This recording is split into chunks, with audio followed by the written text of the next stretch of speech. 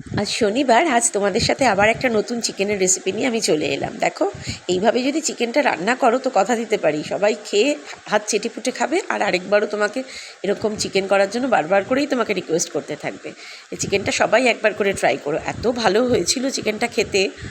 দেখো, এটার জন্য কিছুই লাগবে না, যেরকম পেঁয়াজ, আদা, রসুন, লঙ্কা এগুলো আমি কেটে নিয়েছি, আর কিছুটা রসুন আমি লম্বা লম্বা করেও কেটে রেখেছি, আর কিছু ক্যাপসিকামও লম্বা লম্বা করে কেটে রেখে দিয়েছি, হ্যাঁ, একদম জুলিয়েন্ট করে কেটে রেখেছি।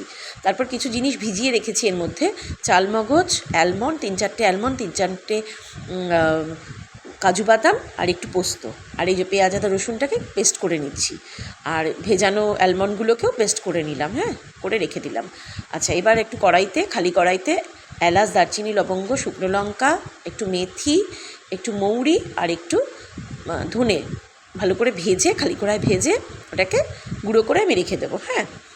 আচ্ছা, তারপরে এই যে মশলাটা করে, এই পেঁয়াজ, আদা, রসুনের যে মশলাটা করেছি, ওটা কিছুটা আমি মাংসটাকে ভালো করে ধুয়ে নিলাম। নেওয়ার পর মাংসটার মধ্যে বেশি করে একটু দই মাখাতে হবে, হ্যাঁ। আমি ধরো 700 গ্রাম মাংস নিয়েছি, তার মধ্যে 100 গ্রামের মতো দই দিয়েছি। তার মধ্যে ওই কিছুটা পেঁয়াজ, আদা, রসুনের পেস্টও এর মধ্যে দিয়ে দেবো, তাতে মাংসটার বেশ সুন্দর স্মেল আসবে। আর বাকি বেশিটা পেঁয়াজের পেস্টই আমি রেখে দিলাম। সেটা এবার কড়াইতে দেখো ভালো করে ম্যারিনেট করে আমি এটাকে কিছুক্ষণের জন্য 10-15 মিনিটের জন্য রেখে দেবো, ঢেকে রেখে দেবো। তারপরে কড়াইতে তেল দিয়ে ওই পেঁয়াজের পেস্টটাকে কড়াইতে এর মধ্যে দিয়ে দিলাম, দিয়ে একটু ভালো করে নাড়িয়ে নেবো, যাতে পেঁয়াজের কাঁচা গন্ধটা চলে যায়। নাড়িয়ে তারপর এর মধ্যে একটু হলুদ দেবো, এর মধ্যে একটু হলুদ দিয়ে দিলাম। দিয়ে এটাকে দেখো একটু হলুদ দিচ্ছি, 1 চামচের মতো, খুব বেশি হলুদ লাগবে না। 1 চামচের মতো হলুদ দিয়ে এটাকে একটু নাড়িয়েই আবার এর মধ্যে মাংসটা যে ম্যারিনেট করা ছিল, বেশিক্ষণ করতে হবে না, ম্যারিনেট করা মাংসটার মধ্যে দিয়ে দেবো। দিয়ে একটু গ্যাস কমিয়ে একটু কষিয়ে নেব, কষিয়ে নেওয়ার পর গ্যাস কমিয়ে কষিয়ে নেব। দেখো এরকম অবস্থায় যখন একটু কষে যাবে, একটু হালকা হালকা কষে গেল, দেখো এরকম অবস্থায় আমি এর মধ্যে নুন দেব। দিয়ে তারপরে এটাকে যে আমি পেস্টটা করে রেখেছিলাম এই কাজু বাদামের, ওই পেস্টটাকেও এর মধ্যে দিয়ে দিলাম।